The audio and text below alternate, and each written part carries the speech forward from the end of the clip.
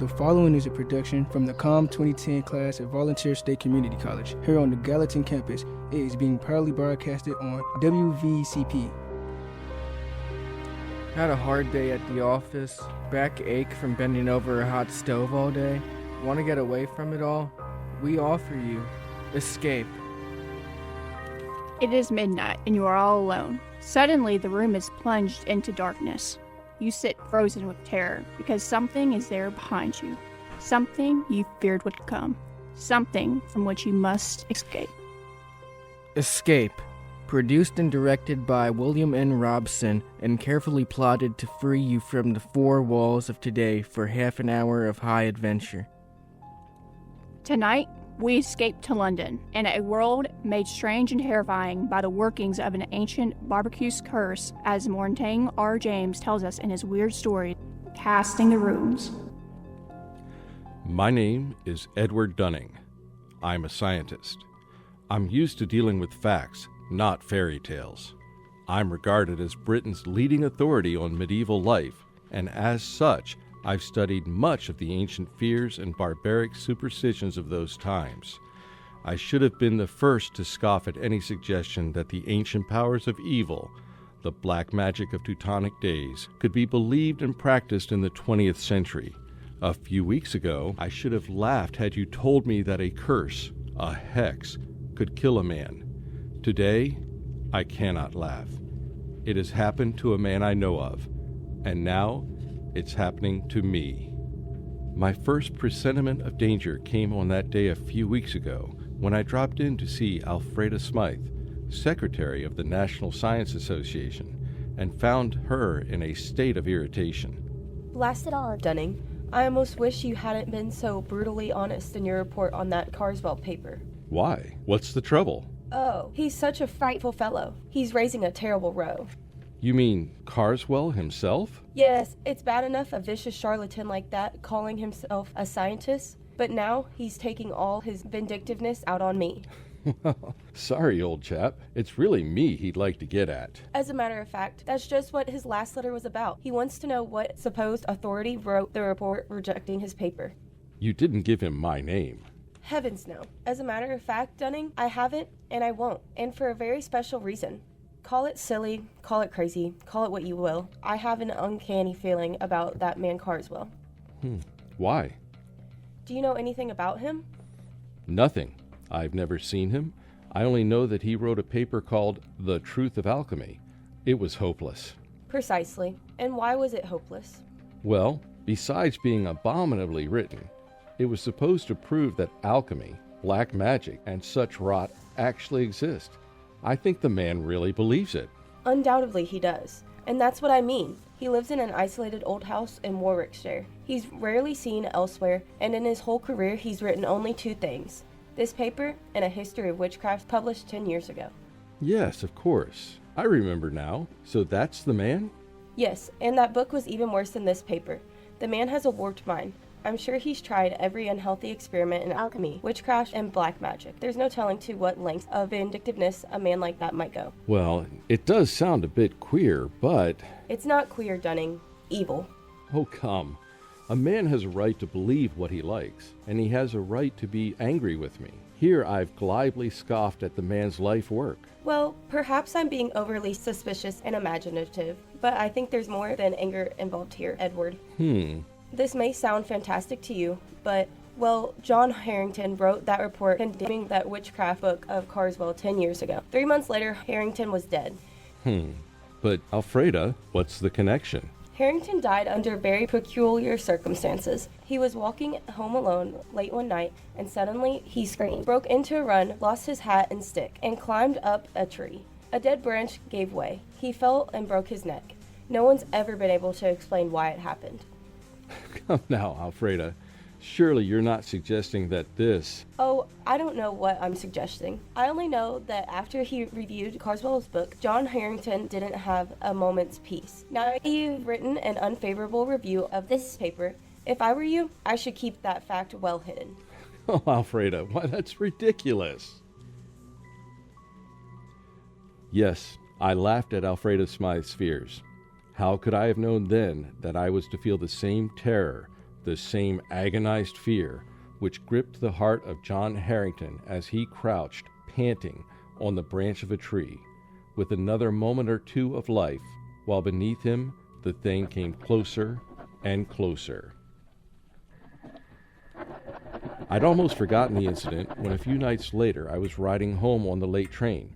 I was half drowsing in my seat, barely keeping awake by looking idly at the car's card personals. The man directly opposite me must have been doing the same thing, because suddenly I heard him say, "Air now.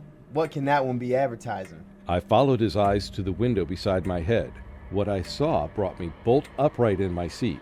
In memory of John Arrington, died September 18, 1937, by falling from a tree. 3 months were allowed. Blimey, what would you say that means, sir? Well, I don't know. But I did know. Smythe had been right. The affair with Carswell was not over, but only begun. I asked the conductor about the card, but he was as puzzled as I was. He had never seen it before. The card must have been put there expressly for me. That meant that Carswell knew where I was and who I was, and that I had reviewed his paper. How had he found out? I got the answer the next day. I was in the select manuscript department of the British Museum doing some research in a quiet, almost deserted room. Excuse me, sir, but we close in a half an hour. Tea is being served in the first floor lounge. Thank you. I won't take long. See that? You don't have much time. I worked steadily for another half hour, oblivious to my surroundings, when suddenly, just at my shoulder, I heard a voice. "Edward Dunning, you are allowed 3 months. I swung around in my seat. There was no one within 20 feet of me. I sat for a moment, shaken, and then I stooped to pick up the papers I had brushed onto the floor.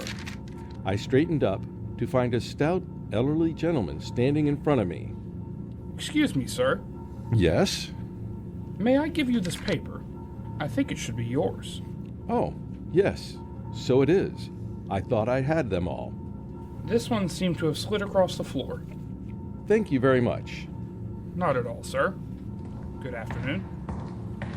He walked slowly away and out of the door, a kindly, stout old gentleman, but there was something about him that made me feel strange. I went over to the attendant. "Oh, yes, Mr. Dunning." Did you notice that gentleman I was just speaking to? "Oh, yes, of course." Can you tell me his name? "Well, that's Mr. Carswell. As a matter of fact, he was asking about you only the other day." Asking about me? Well, he asked who were the great authorities on medieval science, and of course I told him you were the only one in the country. Ah, I see. Would you like to meet him, Mr. Dunning? Maybe share some tea downstairs. I'll see if I can. No, thank you. It was as simple as that.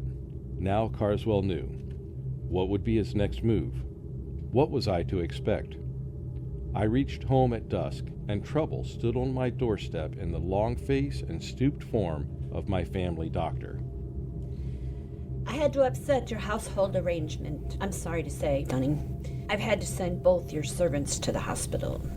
But what happened? Something like ptomaine poisoning, I should think. It's nothing serious. Well, what could have caused it? Well, that's the rather odd thing. They tell me they bought some shellfish from the hawker and had it for lunch, and I made inquiries, but I can't find a hawker called at any other house on this street. Was this the next move? If so, it had succeeded. I was alone in the house, and my nervousness increased as darkness closed in and the hours advanced toward midnight. I went to bed, but almost immediately I thought I heard something. My study door opening downstairs. I went out and leaned over to the banister. There was nothing moving, nothing visible. There was only a surprising, sudden gust of warm air playing about my legs. I went back into my room and locked the door. Suddenly, the lights went out. No doubt it was only a blown fuse, but the chills were playing up and down my spine. I went over to the bed and reached for my watch under the pillow. I suppose I wanted to find out the time. I don't know why, but fumbling on the pillow, my hand touched something far different from a watch. It was like a mouth, with sharp teeth and hair around it. Not human at all. I fled from my bedroom and spent a long, miserable night locked in the spare room, my ear to the door. But nothing came. I was not disturbed again. In the morning, I searched my house and found nothing unusual. But the mark of fear must have been stamped on my face, for Smythe noticed it the next day. Dunning, you look as if you hadn't slept for weeks. Is anything wrong? I don't know, Alfreda. Yes, there is. Carswell knows. How? They told him at the museum. Of course. We should have thought of that. Has anything happened yet? I don't know. It's too fantastic. It's probably my mind. Hypnotic suggestion or something. But, like that man Harrington, I have 3 months left. Edward! Must have been hearing things. I'm all on edge. I don't know what to think. John Harrington had a brother, Henry. Perhaps I'd better get in touch with him. He might know more about this man Carswell. Yes, do it. And quickly. 3 months is not a lot of time. It was arranged that night. I found myself walking down the dark street that led from the railway station to the Harrington home. It must have been along this same street that John Harrington had walked that last night, where he had broke and run. It must have been one of those trees bordering the lonely road in which he had spent his last horrible moments. The way was dark, and there was no living soul in sight, and suddenly complete terror gripped me. Somehow, I knew that I was being followed. At first, I only felt it, and then I heard it. I walked steadily on for a moment, my stomach like ice. It was getting louder, coming closer. Unconsciously, my step quickened. I could barely control myself. I wanted to scream and run. The thing came closer, closer. Ah! I confess, I broke and ran madly for my life. I was at a little side street. I turned down it, doubling back toward the railway station. I thought I would never make it. But finally, bright lights loomed before my eyes, and I think that I have never been so grateful for human companionship. There's no need to run, sir. The 840 won't be along for another 5 minutes. You still have time, and plenty of room, too, this time of day. I felt very foolish. I couldn't bring myself to walk back down that street to Harrington's. I could only take the train home, furtively, and call Harrington the next morning to beg his forgiveness. He seemed very understanding and asked no questions. Undoubtedly, Smythe had told him something about me. At any rate, he agreed to visit me at a place 2 nights later, and when he arrived and was made welcome, he began to talk about his brother. Yes, Mr. Dunning, John was in a very bad state for weeks before the accident, or if that was what it was. The principal thing seemed to be in the notion that he was being followed. It became an obsession. Yes, I know. I don't think his death was an accident. Then perhaps you can explain it. No, but I have one clue. Your brother reviewed a book very severely not long before he died. Just lately, I happened to cross the path of the man who wrote that book. And his name, of course, is Carswell? That's right. Then as far as I'm concerned, that does it. Before he died, John was beginning to feel, much against his will, that Carswell was at the bottom of his trouble. Why? Well, it doesn't make sense. None of this does, but tell me. My brother liked music. He went to all the concerts in town, and he made it a hobby of collecting the programs. One night, about 3 months before his death, he brought one home and showed me. I nearly missed this one, he said. It seemed that he'd lost his and was hunting it under his seat, when a neighbor, a rather stout elderly gentleman, offered to give John his. The kind gentleman was Mr. Carswell? Undoubtedly. I started to leaf through the program and noticed on the second page some rather curious letters carefully written there in black and red ink, Neither of us can make much of it, except that the letters seem to be runic. Runes. Runes, of course. Well, John thought it might be important and debated whether he should try to return the program to the stout gentleman. But just then the door blew open and a gust of air, of strikingly warm air, blew into the room. In a flash, it took the program and blew straight into the fire. Yes, your brother was right. He should have returned it. Well, there was nothing to be done then. Well, perhaps not. But do you know what the runic letters mean? Well, they're all pre-Druid script, I believe. The kind of writing the barbaric tribes used long before the Romans invaded Britain. Yes, that's right. Casting the runes, they used to call it in the old days. Casting the runes. What do you mean? Well, it was a curse, a hex. In primitive England, people thought by casting the runes, that is, handing a person a piece of paper with certain runic letters written on it, that they could put that person out of the way, destroy him. It's an old superstition, and the only way to lift the curse was to return the paper to the one who gave it to you, to give it back without his knowing. I don't believe that kind of nonsense. Neither do I. Then what was it that killed John? I don't know. Perhaps his fear of the runes? Perhaps brooding about it, becoming neurotic, thinking he saw things and heard things and touched things that weren't there? Perhaps his own mind drove him to death. And what's the difference once you're dead? No difference at all. Casting the runes, oh, it's rubbish. Yes, of course, but... Good heavens! What is it? I just remembered.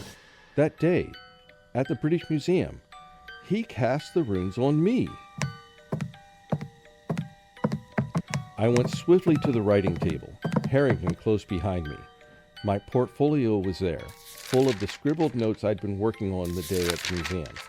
And as I took it in my shaking hands and began leaping desperately through them, one strip of thin, light paper slipped and fluttered toward the open window with uncanny quickness. But Harrington was even quicker and slammed the window shut just in time. Got it. Oh, thank heavens. If it were lost or destroyed, like your brother's... Then you wouldn't be able to return it to Mr. Caldwell. Yes, look at it. It's identical to the one John got. I looked at the flimsy paper. The characters, carefully traced in red and black, were runes all right. That ancient language used by the Aborigines of prehistoric Britain. I couldn't decipher them. But as Harrington and I stood looking into each other's eyes, each of us could read the other's thought. Science or not, 20th century or not, this sheet of foolscap spells death for its possessor. It spells death for you. It must be returned. Yes, I know. It must go back in such a way that he doesn't know he's received it. That means we can't simply mail it. No, we can't. We must do it personally. That'll take doing. He knows you by sight, doesn't he? Yes. You must shave your beard. I'll alter your appearance. He might strike any time. I have 3 months. That's what the warning said. We've got to make good on this. Dunning, I've searched 10 years for my brother's murderer, and now he must not escape. I dare not go near Carswell, so Harrington volunteered to keep a watch on him, to let me know when our chance came to return the runes, if it was ever to come. It was only a night or two after Harrington was there that I arrived home and found a calendar had come in the mail. When I examined it, I found everything after November 19th had been torn out. The next night, I had another envelope in the mail.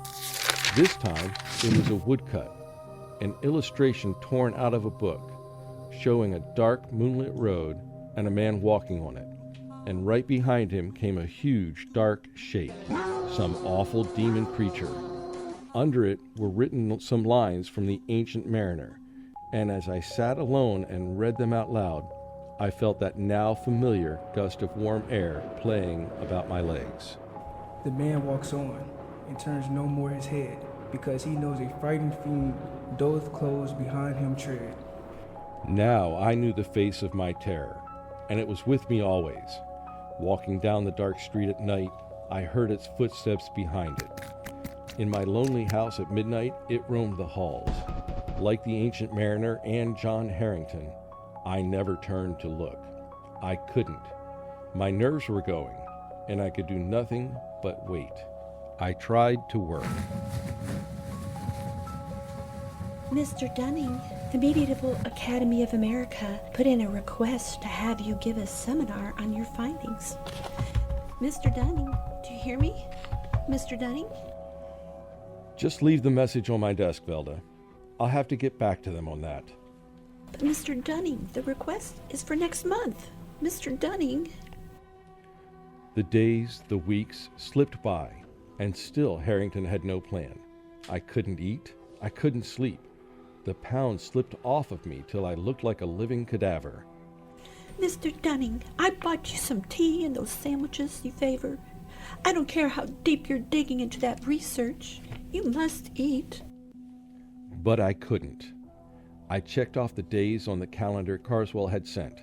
Now there were 8 days remaining, then 6, then 3, 2, 1. It was the evening of the 18th. My last day on Earth was to begin at midnight. I was sitting alone in my living room, bathed in perspiration, fighting to keep my nerves in check. Suddenly, I felt that warm gust of air. I listened. There were soft footsteps. A shadow seemed to cross the hall door. And then the footsteps blended into a loud banging. No, not yet. I've still got one more day. Not yet. Dunning, it's me. Oh, thank heaven, Harrington. What's the matter, man? What is it? It's you. You were knocking on the door. Your footsteps. Yes, of course. Oh, thank heaven. I thought... Now, look, man, you've got to pull yourself together. It's tonight. We have our chance. What? Chance? Carswell leaves Victoria Station by boat train tonight at 10. I'll get on with him there. You take the car I bought and drove to Corium. Get on the train there and be sure to bring it the paper. Yes, I have it. You shaved already. Good. Everything depends on his not recognizing you. Harrington, suppose he changes his mind. Suppose he doesn't take that trip. My time runs out tomorrow. He'll be there, and you'll do it. You'll do it well. You've got to. I stood on the platform at Croydon, my mind in a daze. I thought the train would never come, but it did. I saw Harrington at the window. He stared coolly at me. Of course, there was to be no sign of recognition. I entered the coach and slowly made my way down the aisle to the compartment where Harrington sat. Opposite him, staring full into my face, was Carswell. He looked up as I sat down. His eyes were heavily lidded, his face bland. It was impossible to tell whether he knew. The train started. The next stop was Dover, the end of the line. My last chance. It was time to cast the runes. It was a strange ride. Carswell and I seated face to face, staring into each other's eyes. Harrington off to the side, pulling at his face with twitching fingers. If I could have only had a few whispered moments with him to plan our strategy. But it was impossible. The moments dragged tortuously. No one moved. Then suddenly, Carswell leaned forward. I beg your pardon, sir. Haven't we met? Eh? Me? Met? Oh, I didn't think so, sir. Not unless you're in the plumbing business. Plumbing? No. Hardly.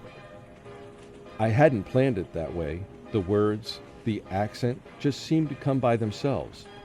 And Carswell sat back, an enigmatic expression on his face. I wished desperately to know what he was thinking. Then suddenly he got up and went out into the corridor. This was my chance. I was about to slip over to his bags and see if there was any way to secrete the runes within him, when I caught Harrington's eye and read a warning in them. Carswell, from the corridor, was watching, waiting to see if we recognized each other. I muttered a prayer of thanks I hadn't moved. Carswell came back and took his seat. As he did so, wild, exultant hope surged up in my throat, for something slipped off of his seat and dropped noiselessly to the floor. It was his ticket case, and he didn't see it. It was a small cardboard ticket case with a pocket on the cover. If I could just get to it and slip that tiny piece of paper into that pocket. For 15 agonizing minutes I sat there and stared at it. If only Carswell would go out. But he sat stolidly staring straight ahead. We were coming into the outskirts of Dover, the train slowing down. Suddenly, Harrington stood up, reached up to the rack above Carswell to get his coat and bag. I stared at him blankly for a minute. Then I realized what he was up to. The bag, the coat, a briefcase, all came tumbling down upon Carswell. What the devil? Oh, Say. I'm sorry. I'm terribly sorry.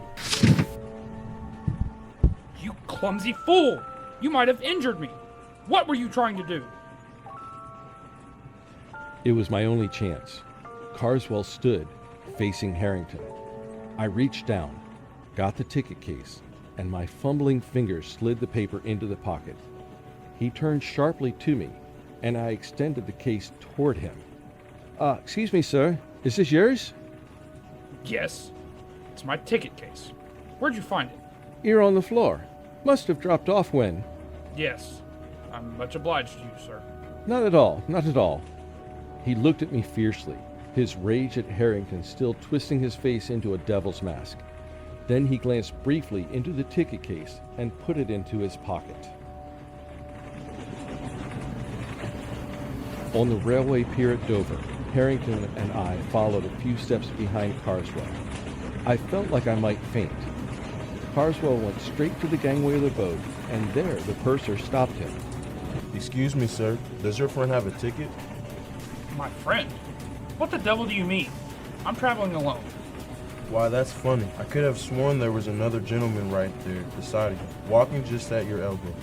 Well, there isn't, and I suggest you see an oculist.